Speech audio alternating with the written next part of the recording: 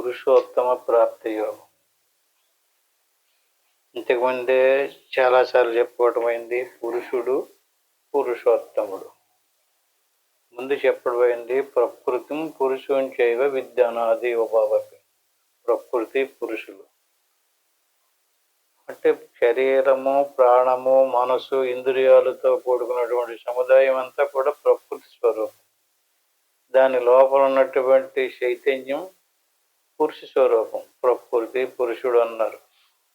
అంటే ఈ పురుషుడు ఈ ప్రకృతిలోని సత్వగుణాంశంతో ప్రతిబింబించినటువంటి ప్రతిబింబానికి పురుషుడు అని పేరు. అలా ప్రతిబింబించడానికి కారణమైనటువంటి మరొక స్వరూపం ఉంది. దాన్ని పురుషోత్తముడు అంటారు. దాన్నే ఆత్మ అంటున్నాం మనం. అంటే జీవుడు అన్నప్పుడు ఆత్మస్వరూపము, మనసులో ప్రతిబింబించినటువంటి ప్రతిబింబము మూడు ఉంటాయన్నమాట. ఈ మూడాటిని పురుషుడు అన్నారు. అంటే పురుషుడి కంటే అంటే పురుషోత్తముడు వేరేగా ఉన్నాడు. వేరేగా అంటే అక్కడ మనసు తీసేయాలి, ఆలోచన ఆగిపోవాలి, ప్రాణము, మనసు, ఇంద్రియాలు కూడా ఆగిపోవాలి.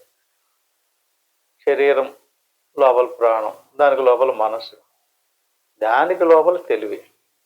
ఇప్పుడు ఈ తెలివిని ఎటేపుకి తిప్పాం మనం? ప్రకృతి వైపుకి తిప్పాం, అంటే శరీరం వైపుకి తిప్పాం. మన తెలివితేటలతోటి మన శరీరమే నేను అనుకుని శరీరానికి సంబంధించిన ఆలోచనలు చేస్తున్నాం. ఇదే పురుషుడు చేసేటటువంటి పని. ఈ రకంగా చేసేటటువంటి పురుషుడు ప్రకృతి వైపు నుంచి మనసును తిప్పి పరమాత్మ వైపుకి తిప్పాలి. అప్పుడు పురుషోత్తముడులో కలుగుతాడు. ప్రకృతిలో ఉన్నటువంటి ప్రకృతి కూడా అనంతమే, ఆది అంతము లేదు. దీనికి కూడా అనేక రకాల అణువులతో, పరమాణువులతో, అనేక నామరూపాలతో కూడుకున్నటువంటిది ప్రకృతి. ఈ ప్రకృతిని తెలుసుకుని కోల్ది దీనికి ఆది అంతం ఉండదు. ఇంకా తెలుసుకోవాల్సింది ఇంకా ఇంకా ఎక్కడ ఆగడం అనేది ఉండదు. ఇంకా అంచేది దీన్ని దాటిపోవాలి. దీన్ని దాటిపోతే ఉన్నటువంటిది పురుషోత్తముడు, అదే పరమాత్మ పదం. అంటే మన తెలివిని దీన్ని తెలుసుకోవడానికి ఉపయోగిస్తున్నాం. ఇంతసేపు ప్రకృతిలో ఉన్నటువంటి విషయాదులను, ప్రకృతిలో జరిగేటటువంటి పరిణామాలను తెలుసుకోవడానికి చూస్తున్నాం. ఇలాగ ఎంతవరకు తెలుసుకుంటాడో అంతవరకు అతనికి పరమాత్మ తెలియబడడం. అంచేత పరమాత్మ తెలియబడాలంటే ప్రకృతిలో జరిగేటటువంటి పరిణామాలు కానీ, ప్రకృతి విషయాదులను కానీ మొత్తం టోటల్గా వదిలేసేసి ఏమవ్వాలి? పరమాత్మలో కలపాలి. ఈ తెలివిని తీసుకెళ్ళి పరమాత్మలో కలపాలి. అప్పుడు జీవుడు దేవుడు అవుతాడు. దాన్నే 7వ శ్లోకంలో చెప్పారు. మనకి చదువుకున్నాం మనం ఆల్రెడీ. మమైవాంశో జీవలోకే జీవభూత సనాతన.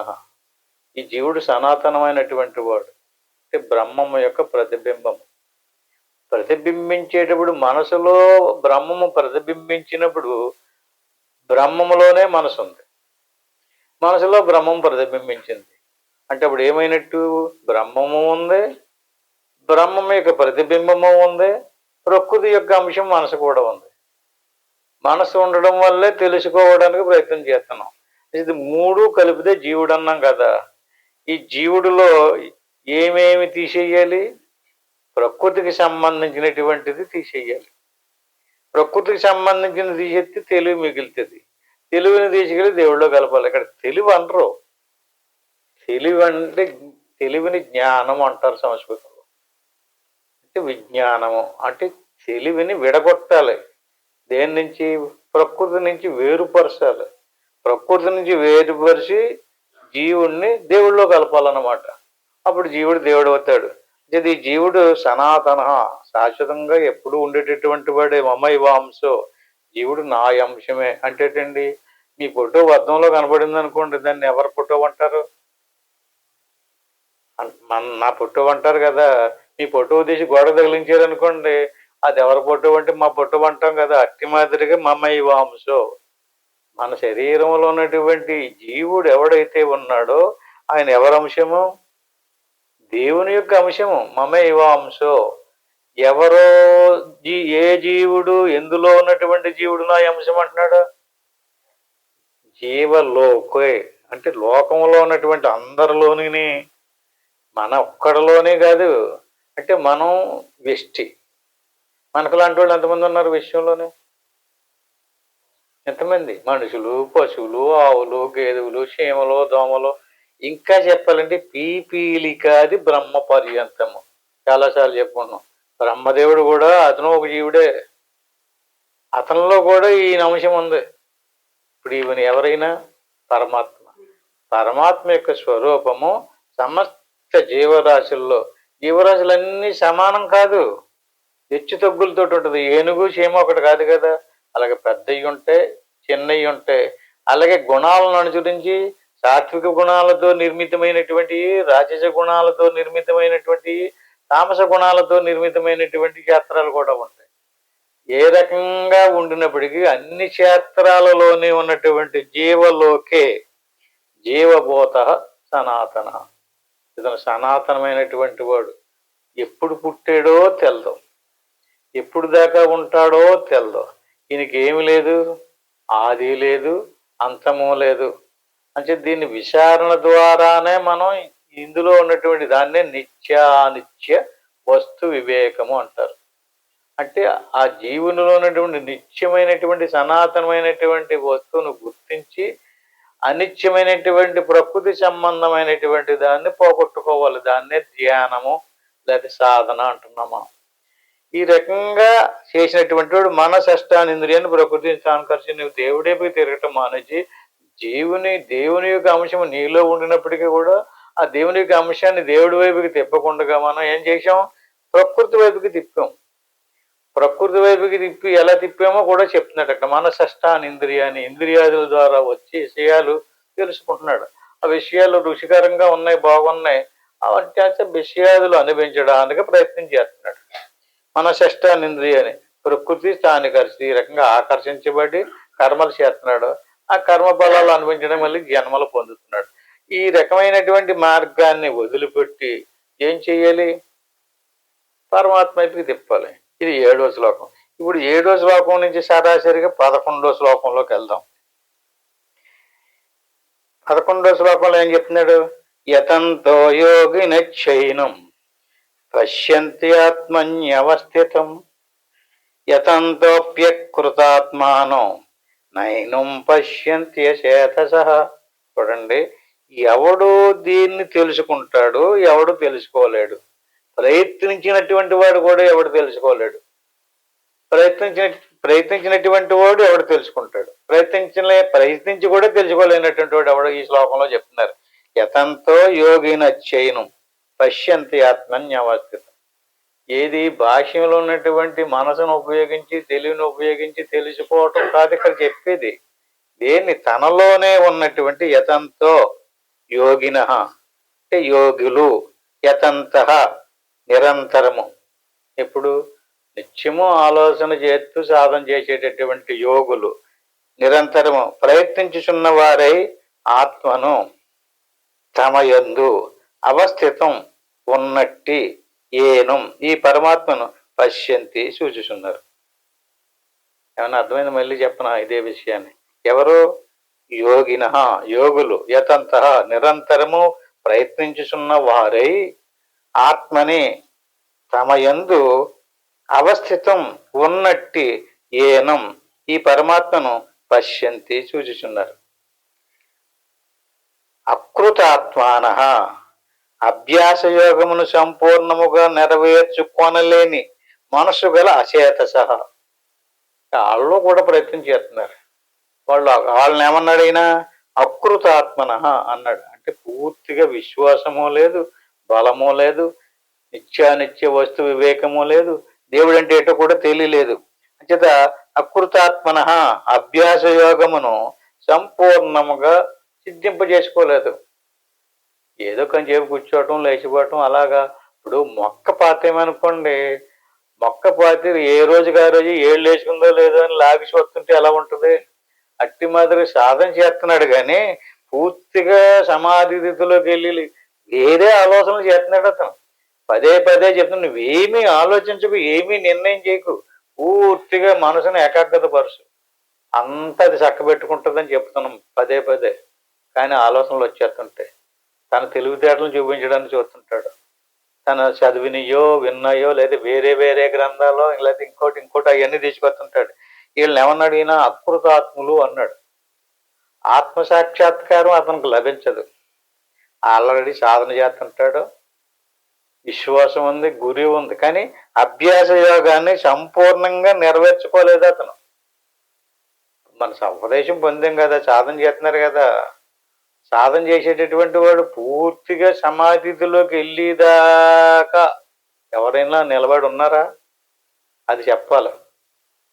అలా కాకుండా ఏదో ఒక రోజు కొంచెంసేపు కూర్చోవడం లేచిపోవడం ఏదో పూర్తిగా అది అభ్యాస యోగం ఏమవుతుంది? ఇప్పుడు ఒక శ్లోకమో ఒక పద్యమో నేర్చుకోవాలనుకున్నారనుకోండి, ఏం చేస్తారు మీరు? మళ్ళీ మళ్ళీ మళ్ళీ మళ్ళీ అంటే కంఠస్థం చేయాలి కదా. మరి ఒకసారి చదివేసినంత మాత్రం చేత రాదు. మళ్ళీ ఒకసారి చెప్పు అప్పచెప్పు. మరి బడిలో పాఠం ఎలా నేర్పుతారు? అట్టి మాదిరిగా పూర్తిగా వశం అవ్వాలి. అంటే శ్వాస, మనస్సు ఆగిపోవాలి. శ్వాస, శరీరం ఒక సెక్షను, ప్రాణం ఇంకో సెక్షను, మనసు ఇంకో సెక్షను, దాంట్లో తెలివి ఇంకో సెక్షన్. తెలివి ఇప్పుడు కూడా తెలివి ఉంది. ఇప్పుడు మనందరికి తెలుగుతోటే కదా వింటున్నాం. తెలివి లేకపోతే వింటారా? కానీ తెలివి ఉన్నప్పుడు ఏమేమి ఉంది? ఇంకానే మనసు ఉంది, ప్రాణము ఉంది, శరీరము కూడా ఉంది. శరీర ప్రాణమాన జాతులతో ఇంక్లూడింగ్ అయినటువంటి తెలివి అంటే అనాత్మతోటి ఆత్మ మిశ్రమమైందనమాట. ఆత్మ మిశ్రమమైనటువంటి అనాత్మతో మనం ఉన్నాం. ఇప్పుడు దాన్ని ఫిల్టర్ చేసాం లేదా వడకట్టాం. నీటిలోని మట్టి కలిసిపోయింది అనుకోండి, ఒండ్రు నీరు అయిపోయింది. దాన్ని ఏం చేస్తాం? మనం వడకడతాం లేదా ఫిల్టర్ చేస్తాం.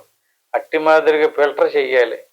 అలాగ అనాత్మనంతటిని ఏకాగ్రత పరిస్తే అనాత్మ కదలిక లేకుండా, ఆలోచన లేకుండా, ఏ నిర్ణయమో చేయకుండా నిశ్చలమైందనుకోండి, దాన్ని ఏకాగ్ర మనసు అంటారు. ఎప్పుడైతే ఏకాగ్రమైందో అప్పుడు తెలివి తెలుస్తుంది మనకు. ఇప్పుడు తెలివి ఏమైంది? మిశ్రమమైంది. దేనితోటి మిశ్రమైంది? విషయాదులతోటి మిశ్రమమై ఉంది. విషయాదులు అంటే ఏంటి? లోపల విషయాలు కానీ బయట విషయాలు కానీ, చదువుకున్నాయో చదువుకోలేనియో మన తెలివితేటలు మన ఊహతోటి చేసేటటువంటి అక్కడ మనసు ఉంటుంది. మనసు ఎక్కడైతే ఉందో అక్కడ అతనికి సంపూర్ణంగా ఆత్మ సాక్షాత్కారం అవ్వదు. అంచేత మనసు పూర్తిగా ఏ ఆలోచన లేకుండా ఆలోచన రహితమైనటువంటి స్థితిలోకి వెళ్ళి ఇదాకా అభ్యాసం చెయ్యాలి. అప్పుడు శ్వాస కూడా నిలిచిపోద్ది, మనసు కూడా నిలిచిపోద్ది. అలాగని చచ్చిపోలేదు, మనం ఉంటాం. ఎలా ఉంటాం? ఎరుకు కలిగి ఉంటాం. కేవలం జ్ఞానం ఉంటుంది. దాన్నే ప్రజ్ఞానం బ్రహ్మ అన్నాయి శాస్త్రాలు. చేత ప్రజ్ఞాస్వరూపం, జ్ఞానస్వరూపం. ఈ జ్ఞానస్వరూపాన్ని తిప్పాలి, తెలివిని తిప్పాలి. ఇప్పుడు మన మనసుని ఎటేపుకి తిప్పితే అటేపుకి తెలివి కూడా తిరుగుతుంది. మనసులోనే తెలివి ఉంది. మనసుని బయట బాహ్య విషయాద్వేదులకి తిప్పామనుకోండి, తెలివి కూడా బాహ్య విషయాల్లోకి వచ్చేస్తుంది. ఏ విషయాదులందులకి తిప్పితే ఆ విషయాదులందరికి ఏకాగ్రత ఏర్పడుతుంది.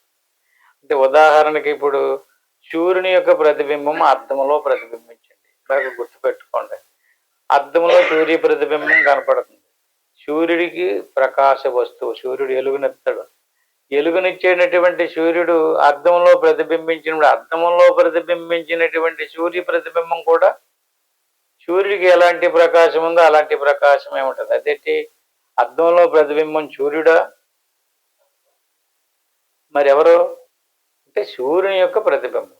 మరి ప్రతిబింబానికి సూర్యుడికి ఉన్నటువంటి ఎలుగు ఎలాగొచ్చింది?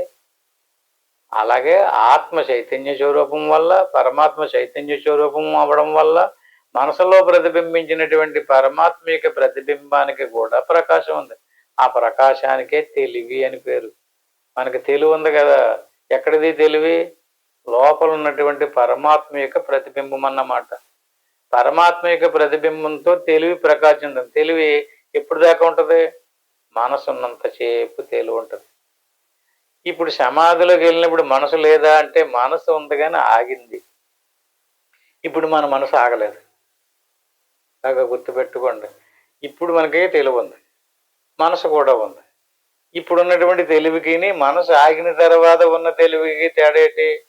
ఏ ఆలోచన లేకుండా కదలకుండా మనసు ఉందనుకోండి, అప్పుడు తెలివి స్పష్టంగా తెలుస్తుంది. ఇప్పుడు ఆలోచనలతో కూడుకున్నటువంటి మనసులో ప్రతిబింబించిన ప్రతిబింబము తెలివి ఎలా ఉంటది? ఏ విషయాన్ని గూర్చి ఆలోచిస్తున్నావో ఆ విషయాన్ని గూర్చి తెలుసుకోవడానికి ప్రయత్నించేది, దాన్ని ప్రకాశింపజేస్తుంది అన్నమాట. అంటే ఇప్పుడు అద్దంలో ప్రతిబింబించినటువంటి ప్రతిబింబపు యొక్క ప్రకాశంతో సమస్త విషయాదుల్ని తెలుసుకుంటున్నాం. అంటే ప్రకాశింపజేస్తుంది కదా ఎలుగు. అద్దంలో ఉన్నటువంటి వెలుగుతో అన్ని వస్తువుల్ని చూస్తున్నాం అనుకుందాం. ఇప్పుడు అద్దంలో ఉన్నటువంటి ప్రతిబింబాన్ని సూర్యుడిది కదా, అది సూర్యుడి వైపుకి తిప్పితే ప్రతిబింబాన్ని తీసుకెళ్ళి సూర్యుడిలో కలాలి. కలపగలమా? అలా కలుస్తుందా? మరి దేన్ని తిప్పాలి? ప్రతిబింబాన్ని కాదు తిప్పడం, మనసు అద్దాన్ని తిప్పాలి. అద్దాన్ని సూర్యుడి వైపుకి తిప్పితే అద్దంలో ఉన్నటువంటి ప్రతిబింబము సూర్యుని యొక్క స్వరూపము రెండు ఒకటైపోతాయి. రెండు వెలుగులు ఉండవు. ఇప్పుడు మనకి రెండు వెలుగులు ఉన్నాయి, రెండు తెలుగులు ఉన్నాయి. ఒకటి ఆత్మ ప్రకాశము, ఇంకొకటి ప్రతిబింబ ప్రకాశం. ప్రతిబింబ ప్రకాశానికి తెలివి అంటారు. అసలు ఒరిజినల్ స్వరూపం ఆత్మ ప్రకాశం. ఈ రకంగా ఈ తెలివి ఆత్మలో విలీనం అవ్వేదాకా, అంటే తెలివి విలీనం అవ్వాలంటే మనసు ఏకాగ్రత అయినప్పుడు మనసులో ఉన్నటువంటి తెలివికి ఆ సూర్యుడికి ప్రతిబింబానికి ఎలా భేదం లేదో అట్టి మాదిరిగా నా తెలివికి ఆత్మకి భేదం లేదనేటువంటి జ్ఞానం గురువు గారి ద్వారా వినాలి. మళ్ళీ దాన్నే యుక్తులు అంటారు. ఉపమానాల ద్వారా నీలో ఉన్నటువంటి ఆత్మకి పరమాత్మకి భేదం లేదని దాన్నే మమైవాంశో జీవలోకే జీవభూత సనాతన. నేను దేవుడిని ఎలాగవుతానండి, దేవుడు వేరు నేను వేరు కదండి అన్నాడు అనుకోండి, నీకంటే దేవుడు వేరేగా లేడు, దేవుడు నువ్వు ఒకటే, నా అంశమే నువ్వు అని ఆయన చెప్పినప్పుడు అప్పుడు కూడా మనం వినమా? అప్పుడు కూడా మనం వేరండి, దేవుడు వేరండి, నాకు కనిపించలేదండి, నాకు తెలుస్తలేదండి అన్నాడు అనుకో, ఆడు ఎన్ని యుగాలైనా సరే ఆడికి తెలదండి. ఎందుకని? తెలుసుకోవాల్సినటువంటిది వాడి స్వరూపమే. వాడి స్వరూపం వాడికి ఎలా కనపడుతుంది? మన కన్ను ఉందనుకోండి, కంటితోటి సమస్త విషయాదుల్ని చూస్తున్నాం కదా, అదే కంటితోటి అదే కన్నుని చూడండి, చూడలేం కదా. ఏమవుతుంది? కన్నుకి మన కన్ను కనపడదు, ఇంకొకటి కన్ను కనపడదు కావాలంటే. అలా కనపడింది అనుకోండి, ఇంకొక వస్తువుని తెలుసుకుని ఆ వస్తువే కావచ్చు దేవుడు అన్నాడంటే అది దేవుడు కాదు. అంటే ఎన్నిటికి మూల శక్తి అన్నమాట మన ఆత్మ, మన స్వరూపం. అది దేవుని యొక్క అంశము. జద యతంతోప్య కృతాత్మను నయనం పశ్యంతి చేతసహ. మళ్ళీ అడిగి జన్మ వేస్ట్ అయిపోతుంది. అంచేత నిరంతరము ఏం చేయాలి? పశ్యంతి చూచుచున్నారు. అకృతాత్మన అభ్యాస యోగమును సంపూర్ణముగా నెరవేర్చుకొనలేని మనసు గల అచేతసహ. చేతసు అచేత, అచేతనం, శక్తి లేనటువంటి వాడుని అర్థం. ప్రజ్ఞ లేదు, శక్తి లేదు, గురి లేదు, పట్టుదల లేదు. ఎలాగైనా సరే దీన్ని నేను సాధించాలి. బహిర్ముఖంగా నేర్చుకునేది దాని మీద ఎంత బలం పెడుతున్నాం మనం. కానీ లోపలకు ఉన్నటువంటి ఒక పద్యాన్నో ఒక శ్లోకాన్నో కంఠస్థం చేయడానికి బోల్డ్ టైం తీసుకుంటుందండి. అంత సమయం తీసుకున్నటువంటి వ్యక్తి ఈ లోపల ఉన్నటువంటి మనసు నిలిచేదాకా ఎందుకు ప్రయత్నం చేయటం లేదు? దాన్ని అచేతనుడు. చేతనుడు కాదు అతను. చేతనం అంటే చైతన్యం, అచేతనుడు అంటే చైతన్యం లేదు. చైతన్యానికి తెలివి అని పేరండి. మళ్ళీ చైతన్యం వేరు తెలివి వేరు అనుకుంటారేమో, తెలివికే చైతన్యం అని పేరు. తెలివి లేదే తనకి. అచేత సహా ఆత్మానాత్మ వివేకము లేనివారు యతంత అపి ప్రయత్నించుచున్నవారు అయినప్పటికీ కూడా ఏవం పరమాత్మను నా పశ్యంతి చూడలేరు. ఎందుకంటే చూసేదే తను. అది మనకు తెలియాలంటే ప్రధానంగా మనసు ఆగాలి. అంటే బ్రహ్మనిష్టసే ప్రయత్నించుచున్న యోగులు తమ యందున్న పరమాత్మను చూడగలరు. అలాగే ఏ ప్రయత్నంతో? మంత్రాలు చదవడం వల్ల కానీ, యజ్ఞయాగాదులు చేయడం వల్ల కానీ పరమాత్మను చూడలేరు. దేనితో చూడగలరు? బ్రహ్మనిష్టలోనే పరమాత్మను దర్శించుకోగలుగుతారు. అనాత్మనంతటిని దాటేటటువంటి శక్తి బ్రహ్మనిష్టకు ఉంది. బ్రహ్మము నెరుగని మూడులు ప్రయత్నించినూ పరమాత్మను చూడలేరు. ఇక్కడ ఇంకొక విషయం ఉంది. సాధన అనేటువంటిది ఒక సెక్షన్, దేవుడు అంటే ఏంటో అనేటువంటిది తెలియటం అన్నది ఇంకో సెక్షన్. దేవుడు అంటే ఏంటి? కేవలం దేవుడు అంటే ఏంటో తెలియకుండా ఎన్ని యుగాలు తపస్సు చేసినా దేవుడు తెలడు. ఎందుకంటే దేవుడు దానికంటే వేరుగా ఉన్నాడన్న భావంలోనే తపస్సు చేస్తుంటాడు. అతను ఏ భావంలో దేవుడు ఉన్నాడు అనుకుంటాడో ఆ భావంలో తన మనసే ఆ దేవుడిని సృష్టించి ప్రత్యక్షం చేసి వరాలు కూడా ఇస్తుంది. ఎందుకంటే దేవుడు నాకు కనిపించేసాడు, నాకు వరం ఇచ్చేయడు అంటుంటాడు. ఇంతకీ వరం ఇచ్చిన దేవుడు ఎక్కడి నుంచి రాలేదు, వీడి మనసే అలా చేయగా ఆ మనసుగా అటువంటి ప్రజ్ఞాశక్తులు ఏర్పడి అతనికి ఎదురుగుండగా ప్రత్యక్షమై ఏమి స్వామి నీకేం కావాలో కోరుకోమంటాడు. అది కాదు దేవుడు అంటే. దేవుడు అంటే దేవుడు తెలియాలి. ఏంటి దేవుడు? దానికి ప్రమాణం ఏంటి? సత్యం జ్ఞానం అనంతం ఆనందో బ్రహ్మ. దేవుడికి విభజన లేదు. అణువులతో పరమాణువులతో తయారైనటువంటి ప్రకృతి దేవుడు కాదు. దేవుడు అణువు కాదు, పరమాణువు కూడా కాదు. మరి అలాంటి వాడు నిర్వికారమైనటువంటి ఆకారం లేదు, గుణము లేదు, మార్పు లేదు, పరిణామం చెందడు, పుట్టుక లేదు, సావు లేదు. సర్వవ్యాపకమైనటువంటి సత్తు చిత్తు ఆనందమే దేవుని యొక్క స్వరూపం. దాన్ని సత్యం అంటే ఎప్పుడూ ఉండేటటువంటి వాడు. రెండోది జ్ఞానము, అన్నిటినీ తెలుసుకునేటటువంటి వాడు. అనంతము, అంతటా ఉండేటటువంటి వాడు. ఆనందము.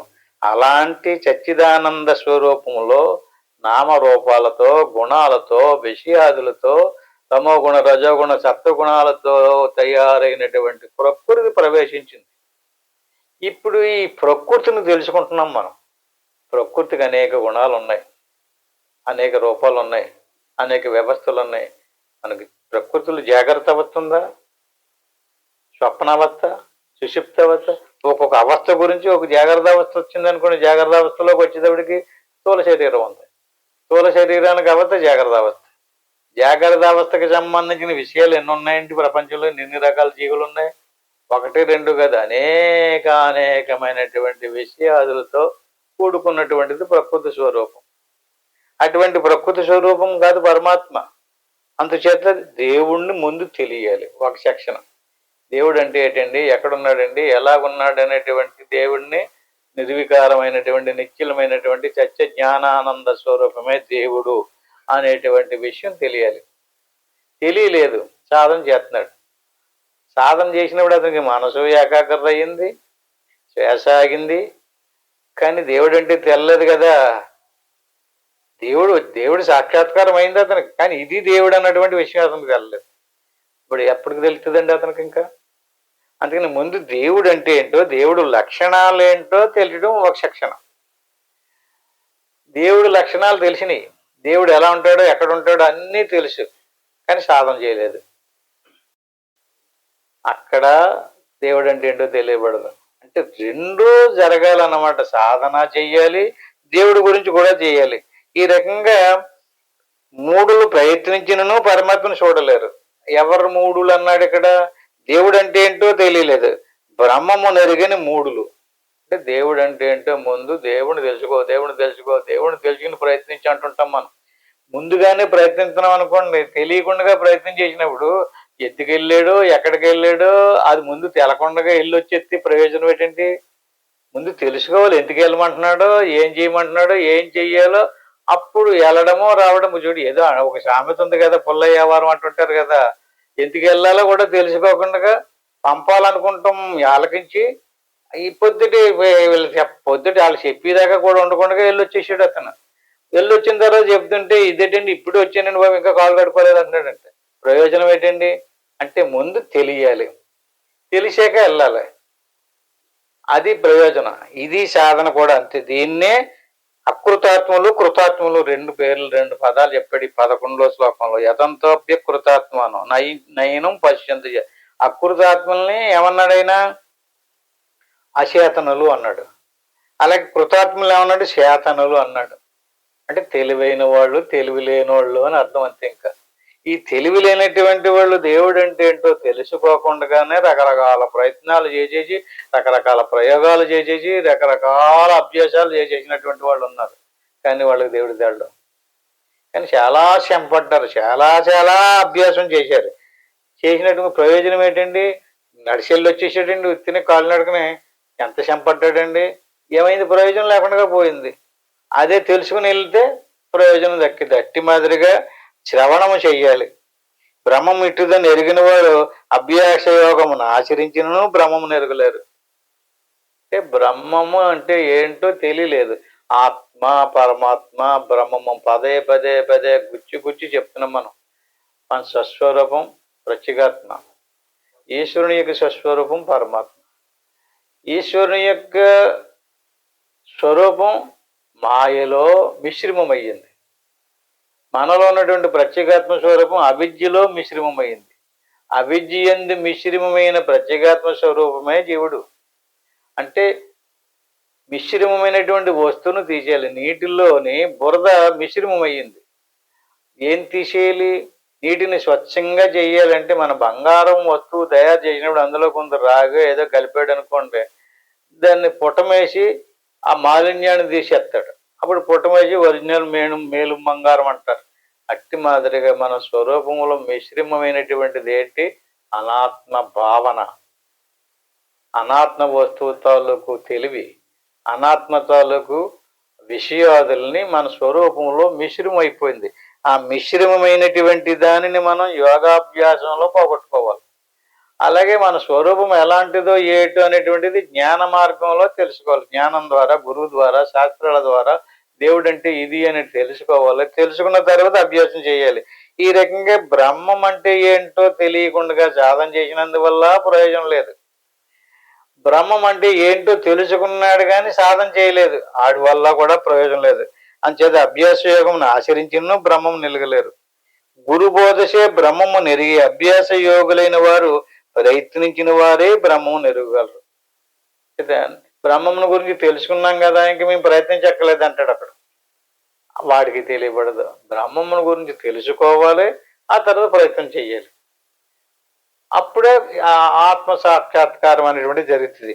ఈ రకంగా గురుకీలలో కూర్చునేది మొదలు దేవునిలో నేయం లీనమయ్యుడి దాకా కర్మయోగం, లీనమైన బిమ్మడి జ్ఞానయోగం. తురియస్తులు యుక్తులు యోగులు ప్రయత్నించి గురుకీలను జిద్దింపజేసుకుని తమయందే ఉన్నటువంటి బ్రహ్మమును అంతర్ముఖ వృత్తితో చూస్తున్నారు. యోగమును కుదిరించుకొనలేని అవివేకులు ఎంత ప్రయత్నించినో బ్రహ్మము నిలగలేరు. అంచేత గురుకీలను శ్రద్ధగా కుదిరించుకొనవలను. ముఖ్యమైన కొన్ని అంచెములు శ్రవణం చేయవలను. అప్పుడు బ్రహ్మమైనటువంటి బ్రహ్మమున లీనమై బ్రహ్మమే జ్ఞేయమై బ్రహ్మజ్ఞానవంతులు అవుతారు.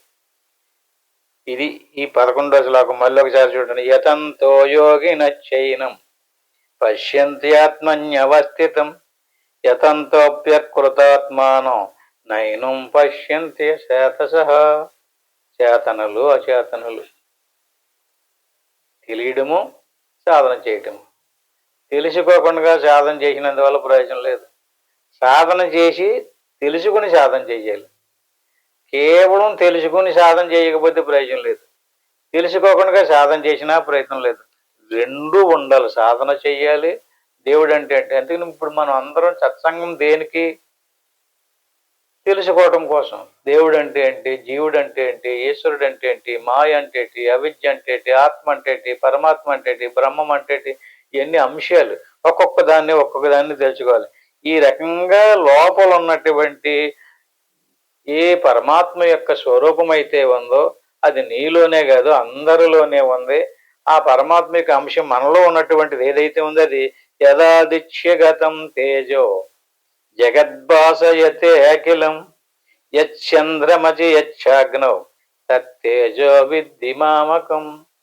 ఏ పరమాత్మ స్వరూపం అయితే ఇందాక ఫస్ట్లో చెప్పుకున్నాం కదా, పీపీలికాది బ్రహ్మ పర్యంతం, అది ఎందులో ఉంది? అన్నాటిల్లోనే కూడా ఉంది. అన్ని వస్తువుల్ని ప్రకాశింపజేసేది అదే. యదాదిత్యగతం తేజ, సూర్యులో ప్రకాశం ఉంది. ఆ సూర్యులో ఉన్నటువంటి ప్రకాశం ఆయన ఉండడం వల్లే సూర్యుడిగా ప్రకాశం వచ్చిందట. జగద్వాస యదేకలం. ఇప్పుడు సూర్యుడి యొక్క ప్రకాశంతో జగత్తునంతటిని ప్రకాశింపజేస్తున్నాడు కదా ఎలుగుతోటి. ఆయనగా ఎలుగు ఎక్కడది? అది సూర్యుడిది కాదంటున్నాడు. సూర్యుడిగా ఎలుగునిచ్చే శక్తి లేదు. నేను ఆ సూర్యుడిలో ప్రవేశించి సూర్యుడిలో ఉండడం వల్ల సూర్యుని ద్వారా ప్రకాశాన్ని ఇస్తున్నాను అంటున్నాడు. అలాగే యచ్చంద్రమసి, చంద్రుడిలో ప్రవేశించి చంద్రుడి ద్వారా ప్రకాశాన్ని ఇస్తున్నాడు. అలాగే అక్షాగ్నౌ, అగ్నిలో ప్రవేశించి అగ్ని ద్వారా తేజస్సుని తేజో విద్ది మామకం. మామకం అంటే ఆ పరమాత్మ యొక్క స్వరూపం అన్నమాట. అగ్నిలో ఉన్నటువంటి ప్రకాశము, సూర్యుడిలో ఉండేటువంటి ప్రకాశము, చంద్రుడిలో ఉన్నటువంటి ప్రకాశం. ఇది క్లుప్తంగా ఈ శ్లోకం యొక్క ఏ తేజ, తేజస్సు ఆదిత్యగతం సూర్యునియందు ఉన్నదై అఖిలం సమస్తమైన జగత్తును భాషయతే ప్రకాశింపచేయుచున్నదో, ఏ తేజస్సు చంద్రమతి చంద్రుని యందు ఉన్నదో, ఏ తేజస్సు అగ్నవశ అగ్ని యందు ఉన్నదో తత్ ఆ తేజస్సు మామకం అసంబంధమైన దానినిగా విద్ది తెలుసుకొను. ఇది ఇప్పుడు ఈ శ్లోకానికి చెప్పినటువంటి అర్థం వాచ్యార్థమే. ఇంకేం అర్థం ఉంది ఇందులోని? ఇప్పుడు లోపలికి వెళ్దాం. అంతరార్థం అంటే అంతరార్థం కాదు, లక్ష్యార్థం అన్నమాట. వాచ్యార్థము లక్ష్యార్థం. ఇప్పుడు సూర్యుడికి ప్రకాశ వస్తువు, చంద్రుని యొక్క ప్రకాశ వస్తువు, అగ్ని ప్రకాశ వస్తువు. ఈ సూర్యుడు, చంద్రుడు, అగ్ని ఏవైతే ఉన్నాయో అవి మనలో కూడా ఉన్నాయి. జగత్తు అన్నారనుకోండి, చాలాసార్లు చెప్పుకుంటున్నాం మనం. జగత్తు వెష్టి సమిష్టి. సమిష్టిలో సూర్యుడు కదా, మరి వెష్టిలో సూర్యుడు ఉండాలి కదా. వెష్టి సమిష్టి అన్నారనుకోండి, వెష్టిలో పరమాత్మ ఉంది, సమిష్టిలో కూడా పరమాత్మ ఉంది. కాకపోతే ఏంటి, సమిష్టిలో ఉన్నదాన్ని పరమాత్మ అంటారు, వెష్టిలో ఉన్న ప్రత్యేగాత్మ అంటారు. తేడా అంతే. వెష్టిలో ఉన్నటువంటి అనాత్మతో మిశ్రమైనటువంటి ఆత్మని జీవుడు అంటారు, అనాత్మతో మిశ్రమైనటువంటి పరమాత్మని ఈశ్వరుడు అంటారు. అంతే తేడా. మిశ్రమం అవ్వడమే, వస్తువుతోటి మిశ్రమం అవ్వడమే ఇక్కడ తేడా. మిశ్రమం అవ్వకుండా ఆ మిశ్రమైనటువంటి పదార్థాన్ని, ప్రకృతి పదార్థాన్ని తొలగితే ఆ ఆత్మ పరమాత్మ లేకత్వానికి బ్రహ్మము అని పేరు అనమాట. అందుచేత ఇప్పుడు మనలో ఉన్నటువంటి నా తేజస్సు సూర్యునుడు బుద్ధి ఎందు ఉన్నది ప్రపంచం అనబడి 25 తత్వములతో కూడుకున్న స్థూల శరీరమును ప్రకాశింపజేసినది. ఇది ఆధ్యాత్మిక అర్థం. అంటే ప్రపంచము వెష్టి సమిష్టి. వెష్టి ప్రపంచం ఏది? 25 తత్వాలతో కూడుకున్నటువంటి స్థూల శరీరానికి ప్రపంచం అని పేరు. పంచము పాంచభౌతిక దేహం విన్నారా ఎప్పుడన్నా మీరు? పాంచ అంటే 5, ఆకాశము, వాయువు, అగ్ని, జలము, భూమి. ఈ పంచభూతాలతో 25 తత్వాలు ఏర్పడినాయి మనలోని. పంచభూతాలు అయ్యి చెప్పుకున్నాం కదా. ఇప్పుడు ఆకాశము నుండి 5 తత్వాలు, మనసు, బుద్ధి, చిత్తం, మనోబుద్ధి, చిత్త, అహంకారాలు. జ్ఞానము, మనసు, బుద్ధి, అహంకారం అంటారు. ఈ 5 ఆకాశ తత్వాలు. ధ్యానము, ఉదానము, సమానము, ప్రాణాపానములు 5 వాయుతత్వాలు. అలాగే అగ్ని తత్వాలు, శబ్దము, స్పర్శము, రూపము, రసము, గంధము ఏమో జలతత్వాలు. శ్రోత్రము, త్వక్కు, చక్కు, జిహ్వ, గ్రహణం ఈ 5నేమో అగ్నితత్వాలు. వాక్కు, పాణి, ఉపస్థపాయువులు 5నేమో భూతత్వాలు. అంటే ఆకాశతత్వంతో తయారైనటువంటి వస్తువులు 5, వాయుతత్వంతో తయారైనటువంటి వస్తువులు 5, అగ్నితత్వంతో తయారైనటువంటి వస్తువులు 5, జలతత్వంతో తయారైనటువంటి వస్తువులు 5, భూమితో తయారైనటువంటి వస్తువులు 5. అంటే 25 తత్వాలు తయారైనవి మనకి శరీరం. దీన్ని పాంచభౌతిక దేహము అంటారు. అంటే పంచభూతాలతో తయారైంది.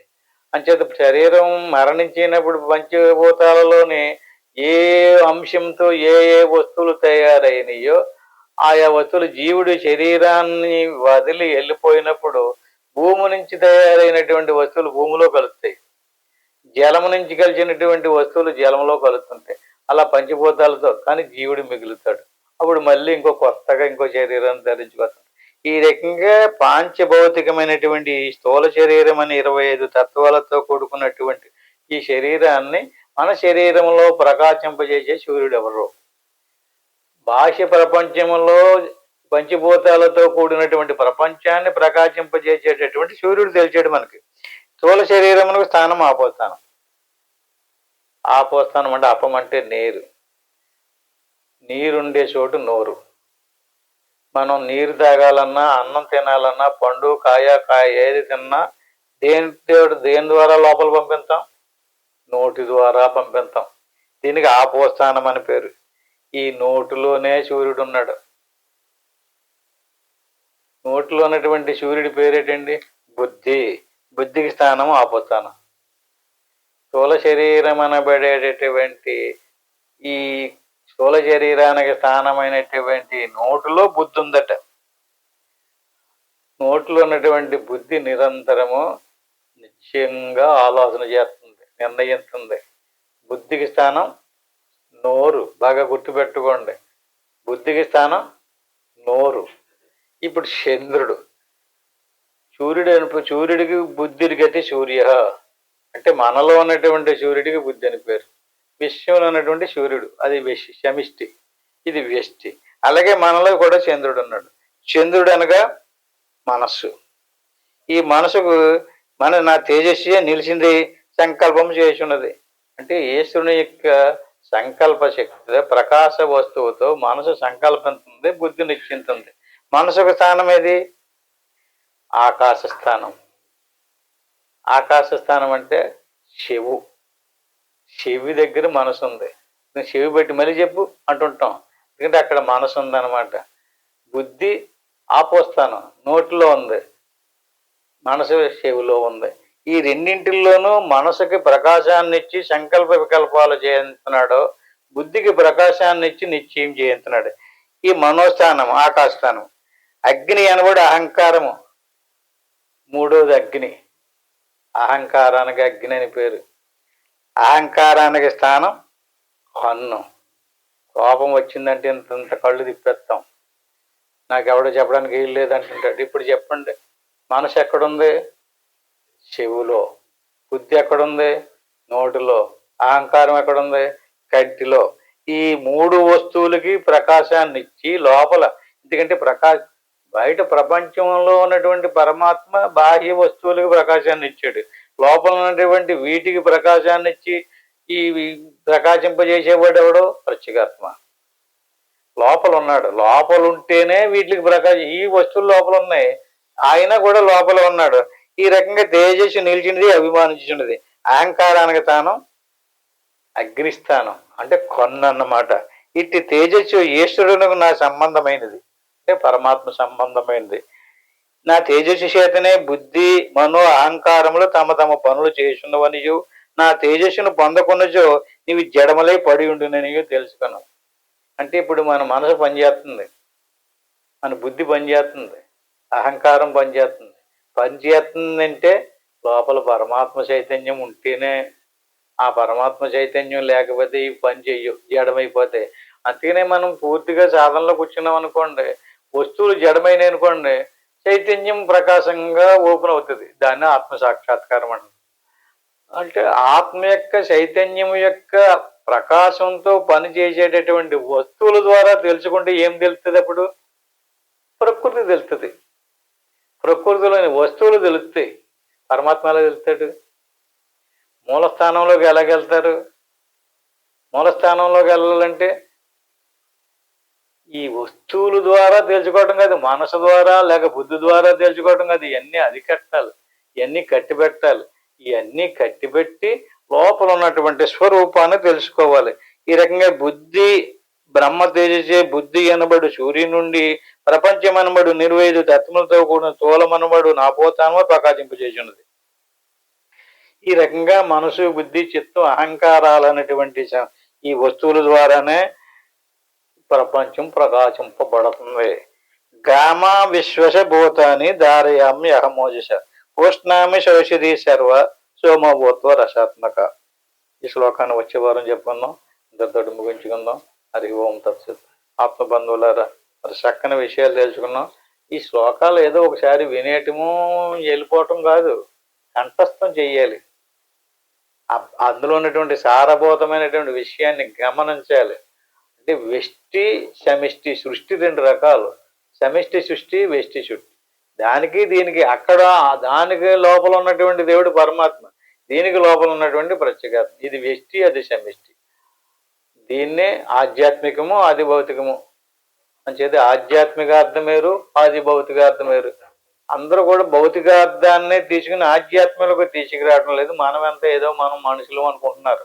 కానీ ప్రతి వస్తువులని బీపీల కంటే క్షేమ నుంచి బ్రహ్మదేవుడి దాకా కూడా ఆయనే వ్యాపించి ఉన్నాడని శాస్త్రం చెప్తుంది కదా.